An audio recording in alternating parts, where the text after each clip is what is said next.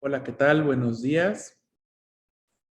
Muchas gracias al comité organizador por la invitación para dar esta plática, especialmente al doctor Mario Osorio.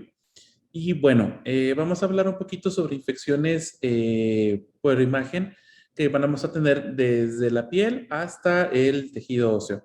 Realmente es un tema muy extenso, lo vamos a hacer un poco compactado, porque realmente solamente hablar de osteomielitis sería prácticamente una plática completa y no terminaríamos. Pero bueno, vamos a empezar.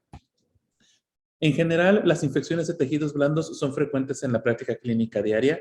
Tienen un amplio espectro de patologías que involucran desde la piel hasta el hueso y un diagnóstico oportuno es importante para evitar las complicaciones.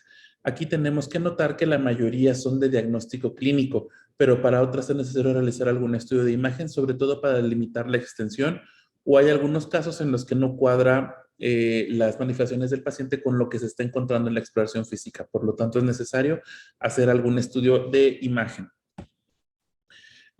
Técnicas de imagen. Usualmente tenemos que la radiografía va a ser el estudio inicial. Entre los cambios que podemos observar va a ser un edema de tejidos blandos, la pérdida de las interfaces grasas musculares.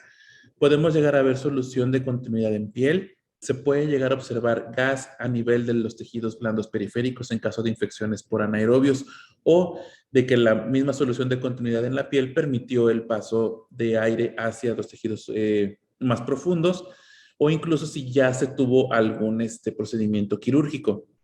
También podemos encontrar alguna fractura que tal vez por clínica no nos hubiera parecido o como una especie de hallazgo. El ultrasonido puede ayudar a identificar otras causas de inflamación de tejidos blandos, no necesariamente infecciosas, como trombosis venosa profunda, tumores de tejidos blandos.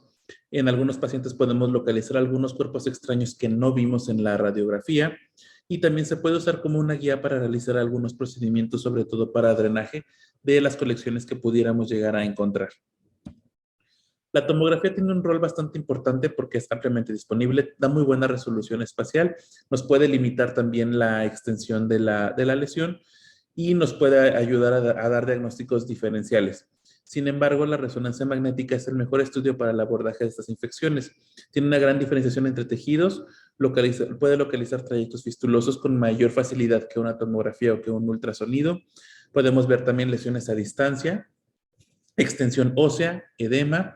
Sin embargo, tiene el problema, como siempre, de que tiene un alto costo, poca disponibilidad.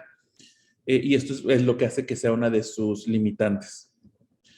Ok, aquí vamos a tener un pequeño recordatorio sobre la anatomía. Los tejidos blandos pueden dividirse entre superficiales y profundos. Los superficiales van a involucrar la piel y la hipodermis, los profundos a partir de la fascia muscular. Esta es una división hasta cierto punto arbitraria, debido a que las infecciones se pueden extender tanto en un sentido horizontal como en un sentido vertical.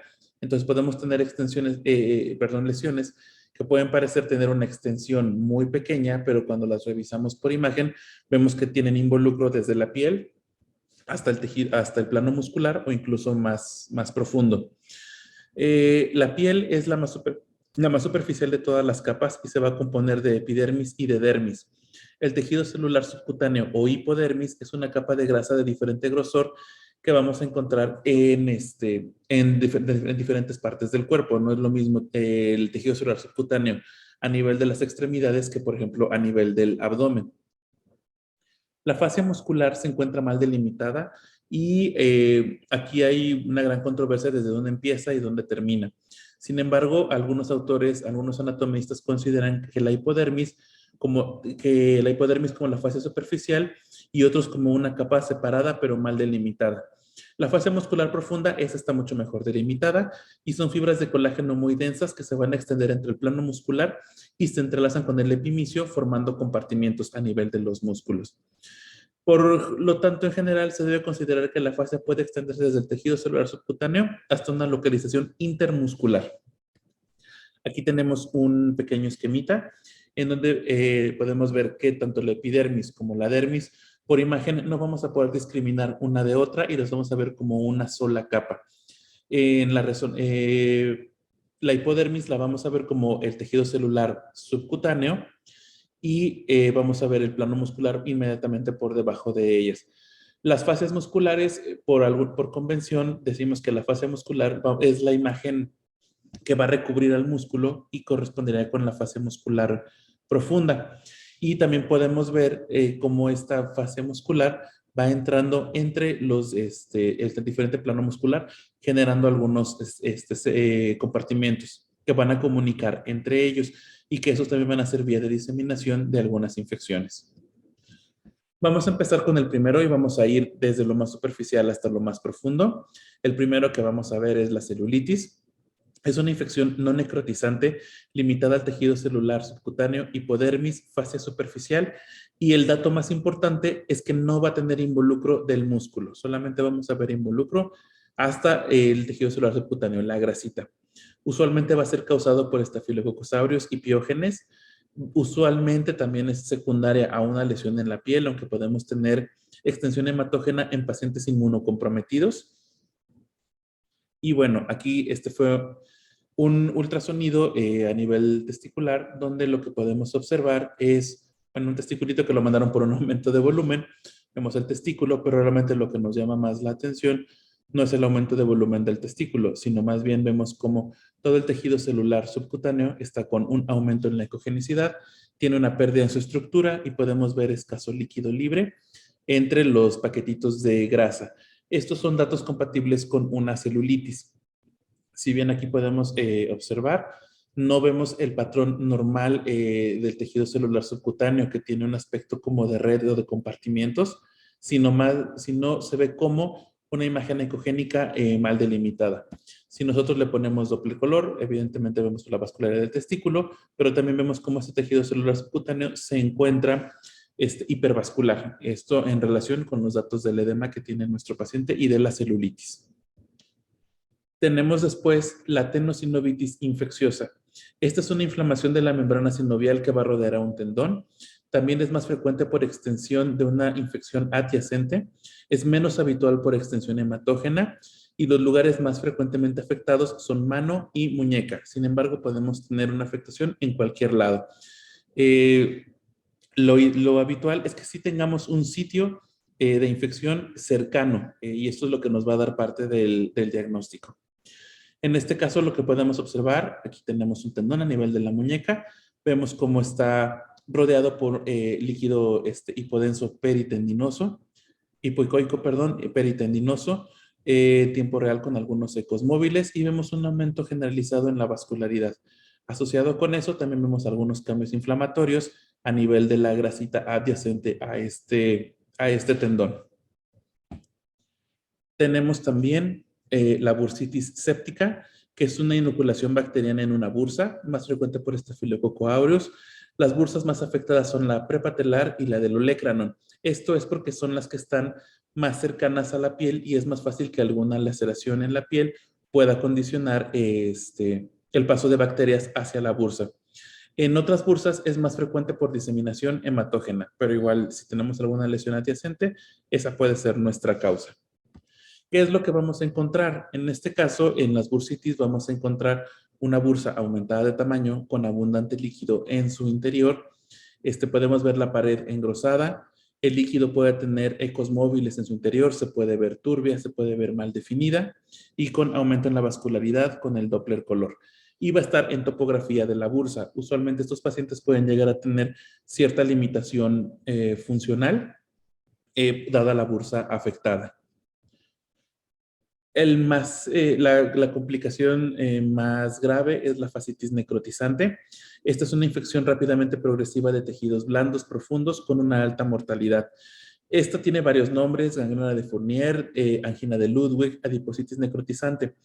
Se dan varios nombres dependiendo del sitio anatómico en donde se está generando, pero esto puede llegar a causar alguna confusión. Por lo tanto, vamos a dejarlo todo como si fuera una fascitis necrotizante. No hay factores de riesgo asociados como tal a una fascitis necrotizante. Sin embargo, usuarios de drogas intravenosas, pacientes con diabetes, con estados de inmunosupresión o con estados de obesidad tienen mayor factor de riesgo para generar una fascitis necrotizante. Las extremidades son las más afectadas, pero puede presentarse prácticamente en cualquier región del cuerpo y usualmente son polibacterianas, tanto bacilos gram positivos como bacilos gram negativos. En este caso tenemos una tomografía de cuello, de cuello simple y contrastada, en donde podemos observar prácticamente un involucro tanto de la fase de toda el tejido celular subcutáneo, involucro muscular y de la grasa de los espacios profundos del cuello en relación con una fascitis necrotizante.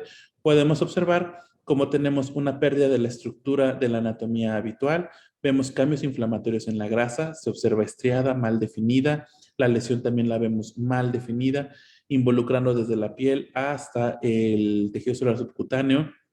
Vemos cómo genera un efecto de masa, hay desplazamiento de la vía aérea, un reforzamiento muy heterogéneo con algunas áreas hipodensas en relación con datos de necrosis y vemos la extensión tan grande que tiene, incluso empezando a pasar por de la línea media y llegando a extenderse por el espacio cervical posterior, también un poco hacia atrás. En este otro paciente lo que podemos observar es también una fascitis necrotizante a nivel del hemitórax izquierdo.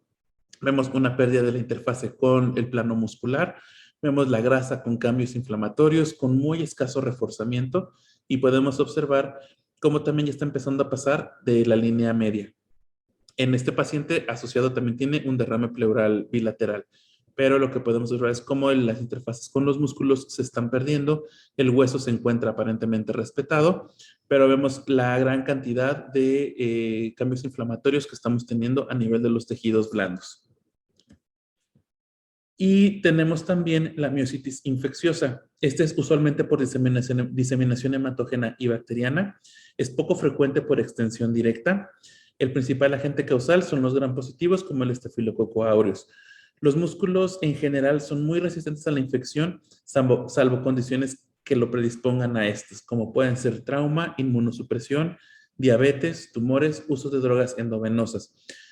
Por lo general vemos que las infecciones de tejidos blandos se limitan solamente hasta el tejido celular subcutáneo y el músculo en muy pocas ocasiones se ve involucrado. Sin embargo, cuando vemos lesiones que son sugerentes de absceso o de infección a nivel del músculo, tenemos que buscar una causa subyacente para esto. La miositis tiene 3 fases, una fase invasiva que se va a caracterizar por edema y dolor muscular secundario a la siembra bacteriana. Este es el momento en el que las bacterias llegan al plano al músculo y se establecen ahí y empiezan a reproducirse. Después, esta fase invasiva puede durar de 1 a 3 días, se puede extender hasta 10 días. Sin embargo, la siguiente fase que vamos a tener va a ser la fase supurativa.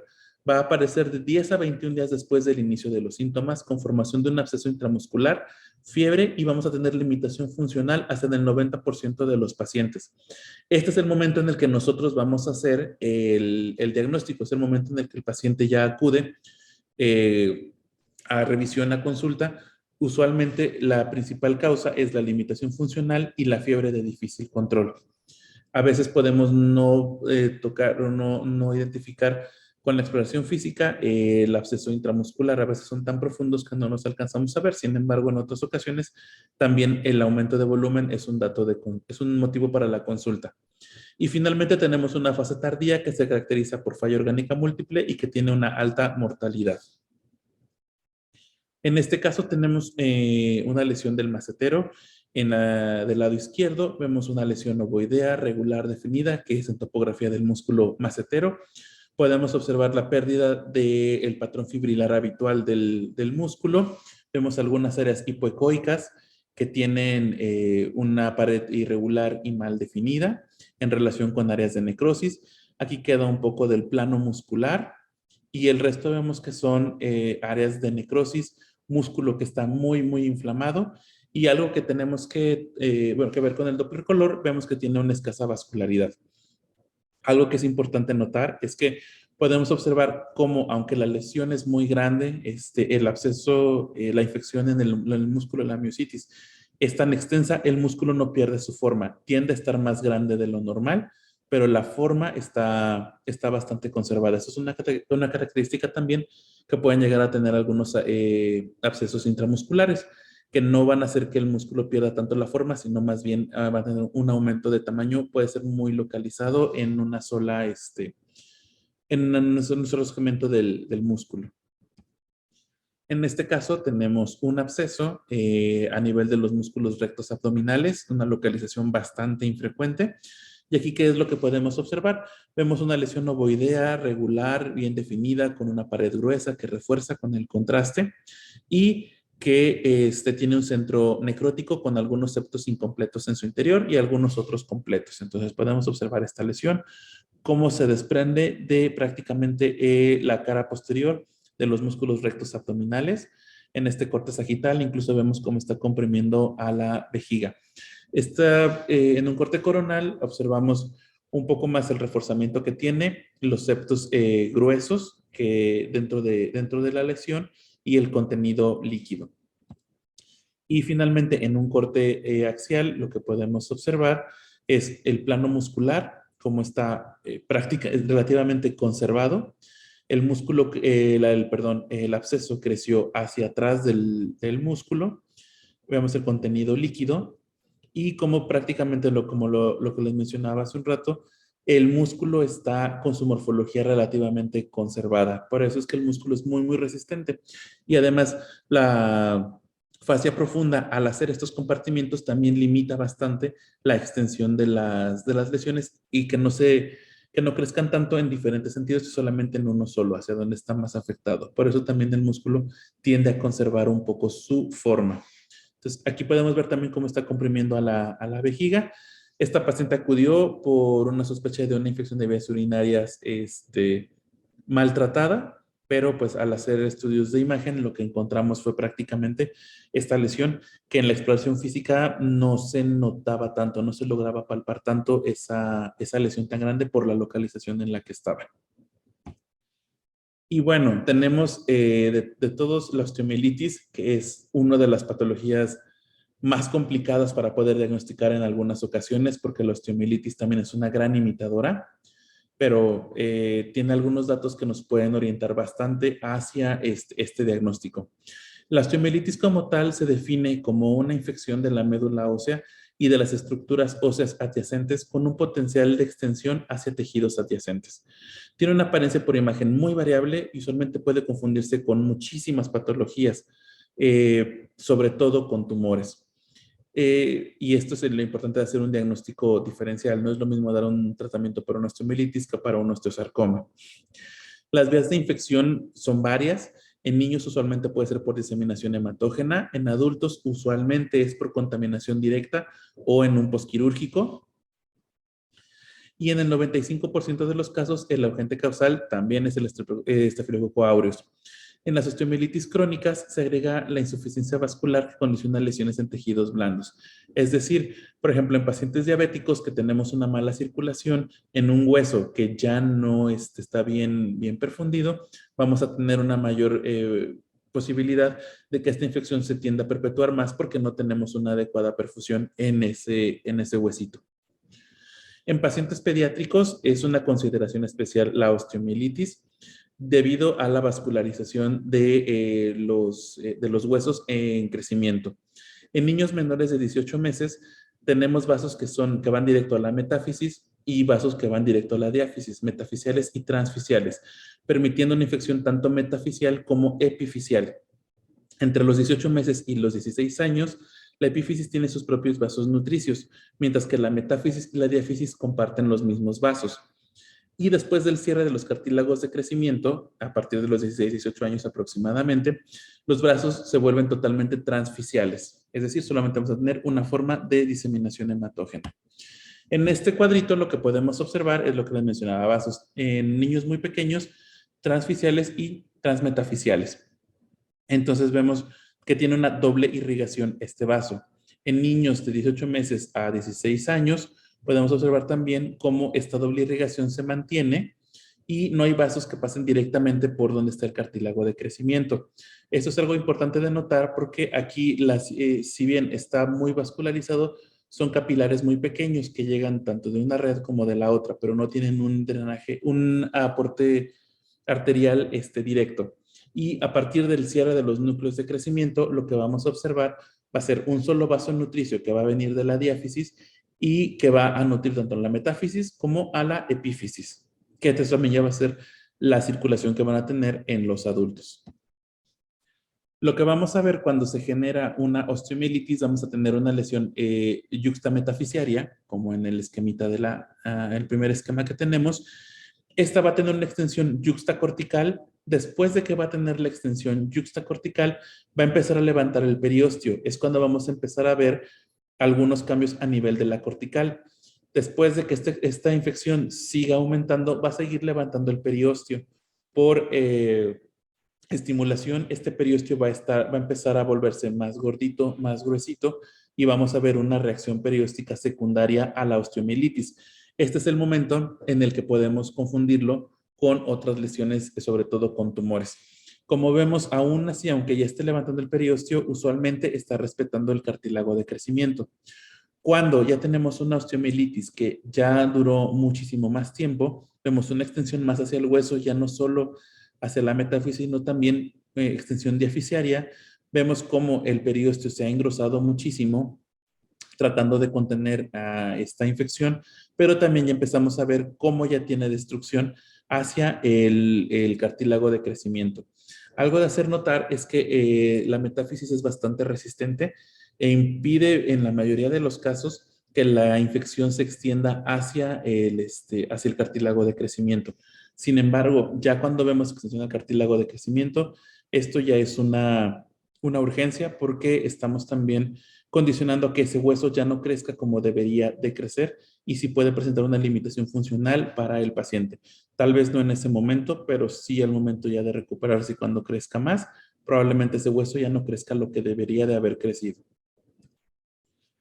También tenemos que hacer de notar otra cosa. Dependiendo de la articulación, hay articulaciones que cuando tienen osteomielitis es más difícil que hagan artritis séptica, mientras que otras es más frecuente que sí la puedan hacer. Esto se debe a la inserción de la cápsula sinovial en la articulación. Tenemos articulaciones que tienen la inserción de la cápsula sinovial por abajo del cartílago de crecimiento. Y esto lo que nos va a ocasionar, como ya hemos visto, que al principio las infecciones por osteomielitis son yuxtametafisiarias. Si la cápsula sinovial está por debajo del cartílago de crecimiento y esto rompe la cortical, va a ser más fácil que la infección se vaya hacia el espacio sinovial.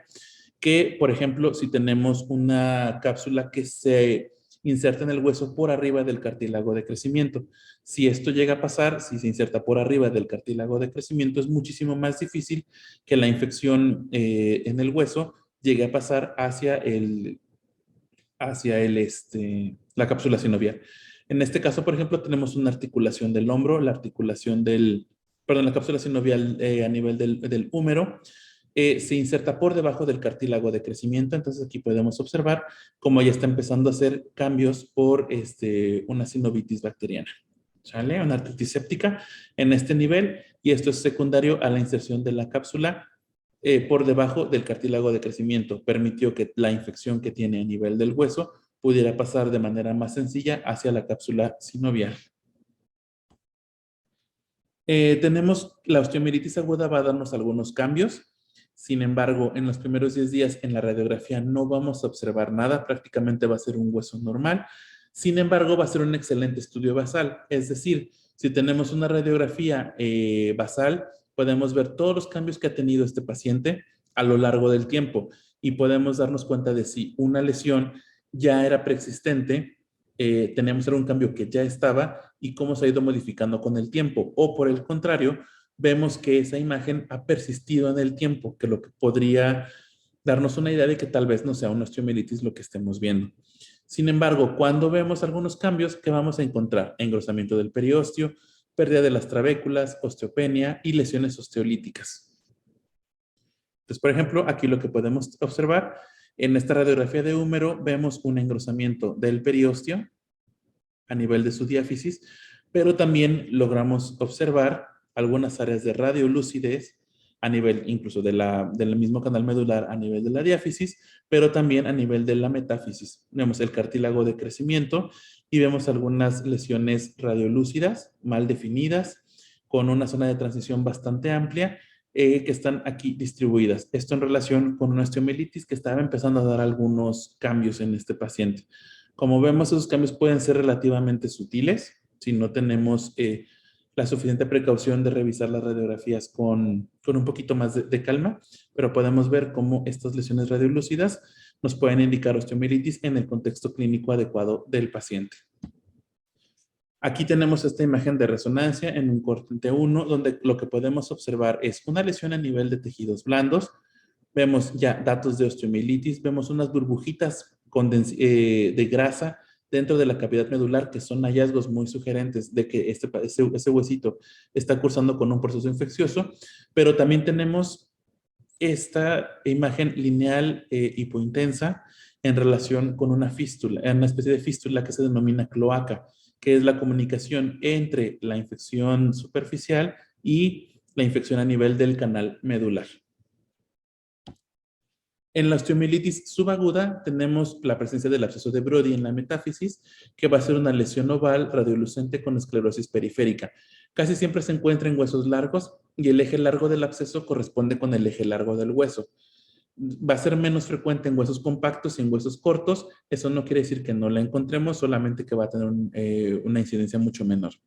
Y en resonancia magnética, el signo de la penumbra es prácticamente diagnóstico. Entonces, tenemos en una radiografía a nivel metafisiario en la tibia, vemos una lesión radiolúcida con un borde esclerótico. Esto nos indica que el hueso sano está intentando contener esa infección y por eso vemos ese borde esclerótico bien definido. Y esto es lo que nos puede ayudar a dar el diagnóstico diferencial con alguna otra lesión en la que probablemente no veamos un borde esclerótico bien definido, sobre todo en lesiones que crecen muy rápido como los tumores. Pero en este caso podemos ver este rebordecito esclerótico. Que en el esquema, ¿qué es lo que vamos a observar? Vamos a observar el centro necrótico, un área de contenido un poco más líquido, y vamos a ver el signo de la penumbra y edema perilesional. En la resonancia magnética, ¿qué es lo que vamos a encontrar? Vamos a encontrar esta imagen en relación con el contenido líquido, con la pus y todo el material de desecho. Podemos ver el borde en relación con el signo de la penumbra, que también lo podemos observar en este corte axial, un poquito mejor delimitado. Y aparte, una de las cosas en la que también nos ayuda muchísimo la resonancia es que logramos observar algunas áreas hiperintensas en la médula en relación con áreas de edema óseo.